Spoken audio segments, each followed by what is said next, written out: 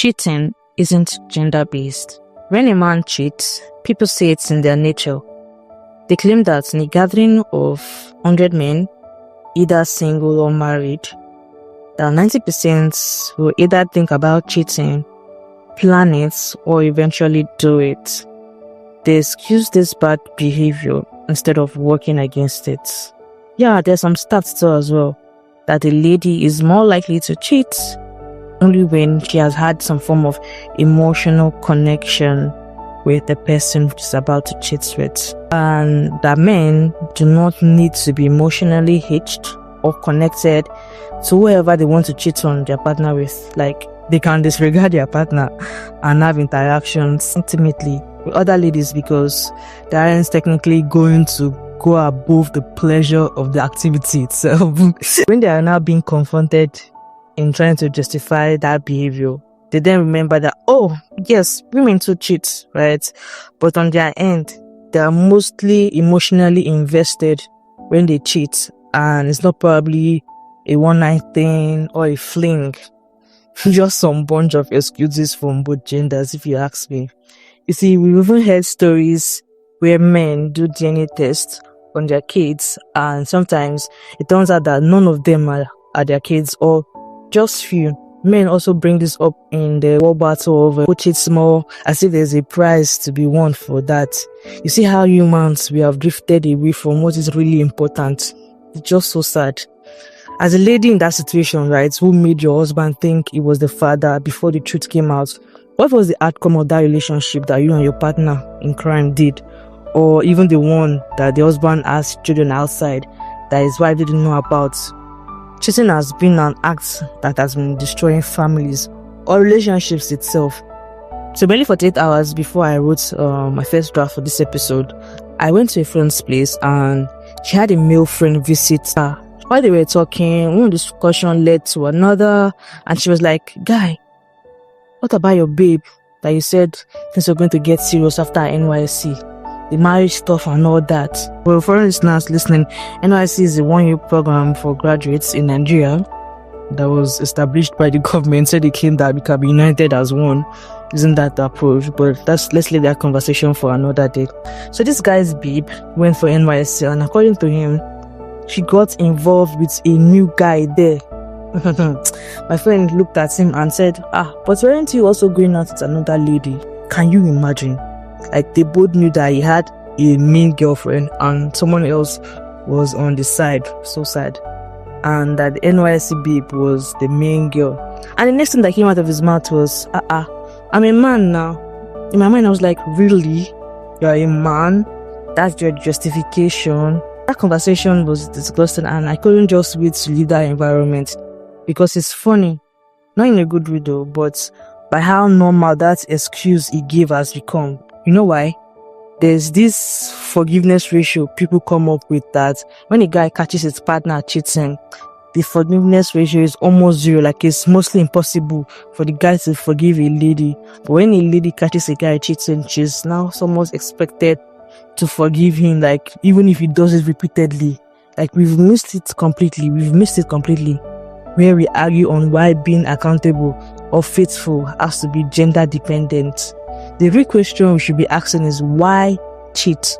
Why date or marry someone if you can't be faithful? I've heard married women joke about things like this in front of their husbands. Like how will a married woman come out and say that in case that she and her husband grow together, probably in his old age, he gets more money and maybe wealth starts to intoxicate him, that she knows that her husband would or should follow younger girls because by that time probably has gotten the money in the old age, their bones would be weak and you probably want to look for fresher blood. Like, is that something you should be joking about or expecting already in your mind? Like, seriously? Won't both your bones be weak? And why excuse bad behavior in the name of that's how men are or that's how women are? Like, hearing things like this genuinely pisses me off.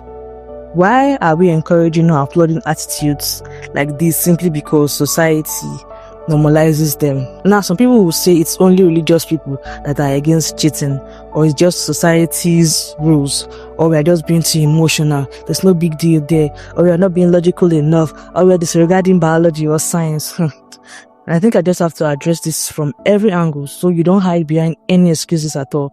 You see, when you say it's in men's nature, or they are wired this way biologically because evolution comes into play and that men need to spread their seeds. Let me tell you something. Biology or science has nothing to do with someone's unwillingness to remain faithful or good. Humans are not meant to act solely on biological impulses. We are rational and moral beings. We have a prefrontal cortex, like that's a part of your brain that controls impulses and makes decisions.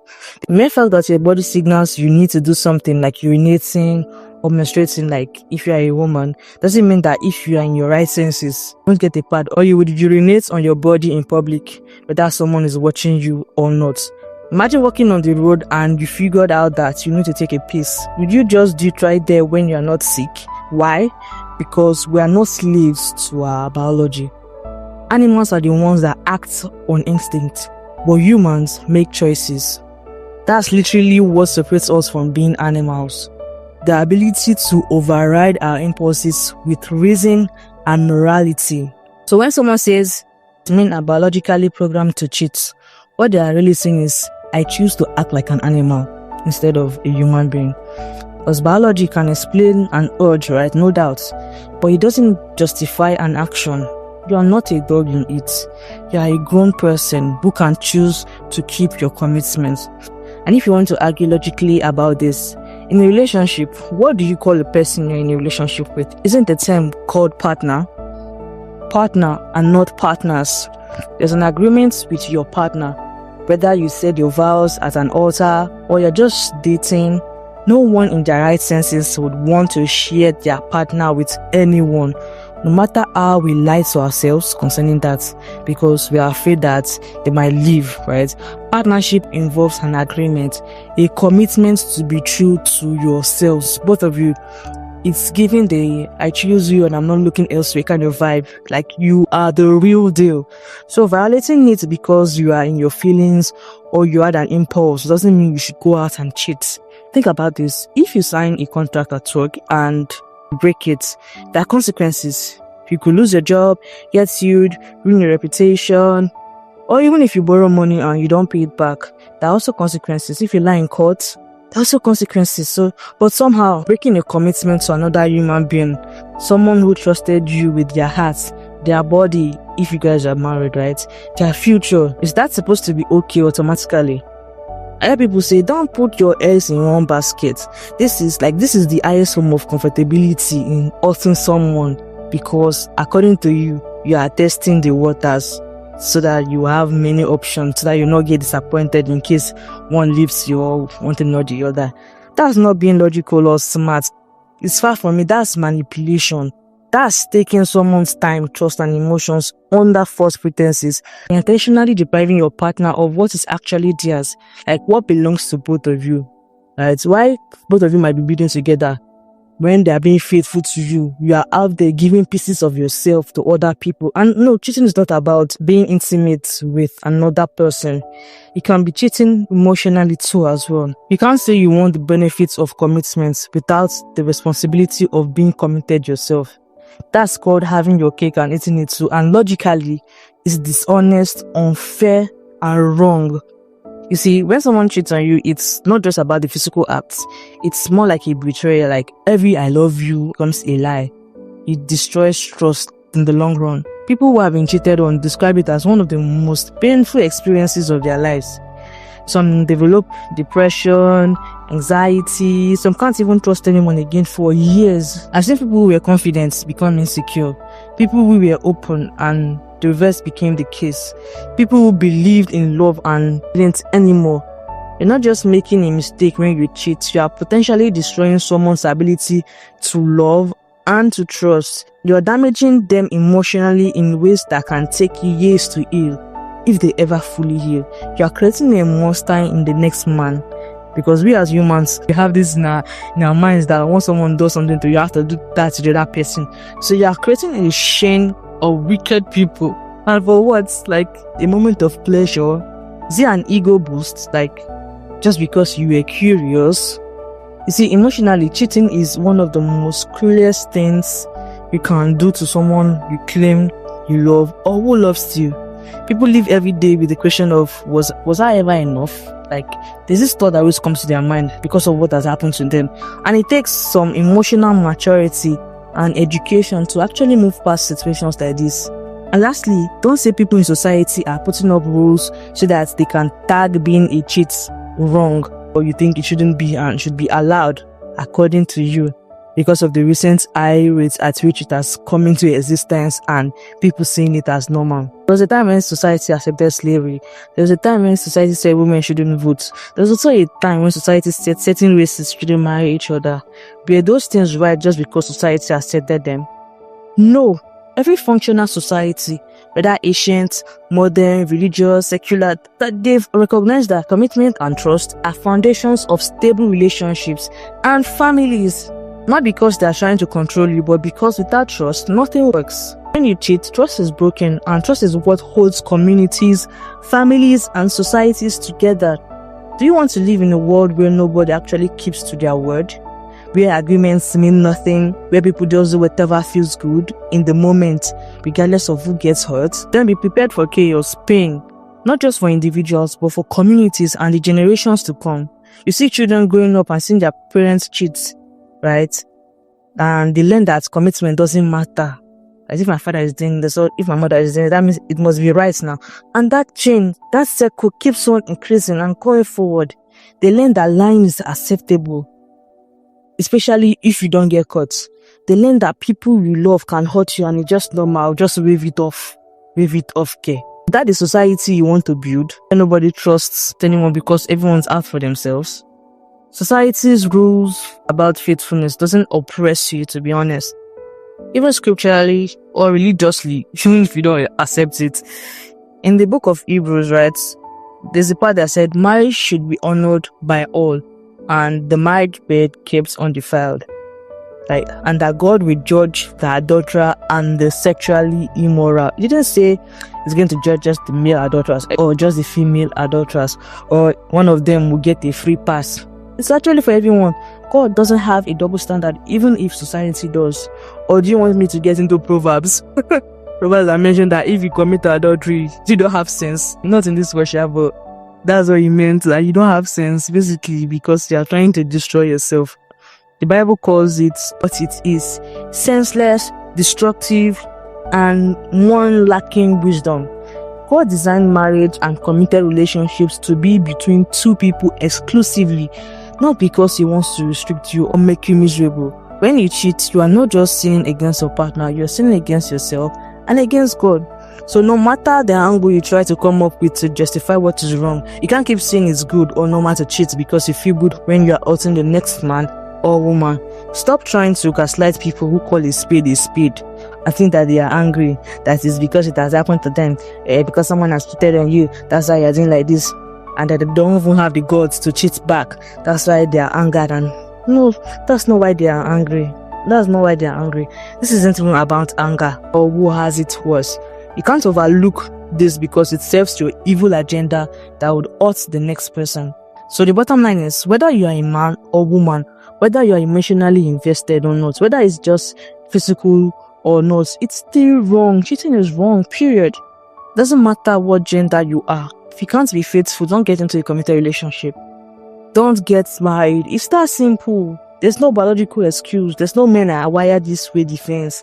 There's no women are more emotional justification. There's no society just controlling us arguments. Like, wrong is wrong regardless of your gender, your excuses, or your justifications. So here's what you can even do instead to make the world better place once you drop the habit of cheating. Alright? This is what you should do. Just stop accepting unfaithfulness for any gender. Don't make jokes about cheating. Don't make excuses for your friends. Don't laugh when people brag about side chicks or side hen. Have honest conversations before commitments. Like, what does faithfulness look like to the both of you, right? Like I said, being faithful or cheating rather, it's not about just being intimate. There are other ways to cheating. Like, what are your non-negotiables? Don't assume you're on the same page. If you are struggling with commitment, be honest about it. Don't string someone along. Don't waste years of someone's life, right? I don't see why you should want a partner and then proceed to hurting them concerning what they wouldn't want and gaslight them on top of that. Like, hold yourself to the same standard you will hold your partner to. If you wouldn't accept it from them, don't do it yourself. Equal accountability, no exceptions. If you also learn to choose your circle carefully, if your friends are accepting cheating as normal, my dear, flee. Because you become who you surround yourself with. Because sometimes it's not even your will to, but subconsciously it builds up, right? It just tends to build up. You see, this episode just had to sting a little. If you got this far, you're amazing, to be honest. And I'm convinced that this topic is either something you are struggling with, something you're trying to leave behind, or something you wonder about. Especially when people around you say they want to have their big fun. If you watch the Cosby Show, you remember this line from Claire Huxtable. But that's by the way. Back to the episode. Here's what I want you to understand, right? Or I need you to understand. Cheating isn't a male or female flaw. It's a character flaw. Both genders need to be disciplined enough to let go of it. There's no statistic that says we are biologically required to cheat. There's no research that says something in your body will get damaged if you stay faithful. You will not die. Like, what you do have are statistics showing broken homes, broken hearts, broken people. We also have data on divorce rates, on children affected by infidelity, on the emotional trauma that lasts for years. We can do without cheating. In fact, we are better off without it. You should be loyal. Like, how do you claim you love someone, but you just want to test the waters and dance along with all the fishes in the ocean? Why not? That's not love. That's selfishness and wickedness. And we're not about that over here. So if this episode made you comfortable, good. And no, this isn't a gender war. I'm just stating the truth and the good morals we should uphold. And hey, if this resonated with you, or if you know someone who needs to hear this, like, follow, and share it with that person. If you got questions or something you'd like to add, you can also email us at culturedandnotconfused@gmail.com. I'll catch you in the next episode. See you in the next one.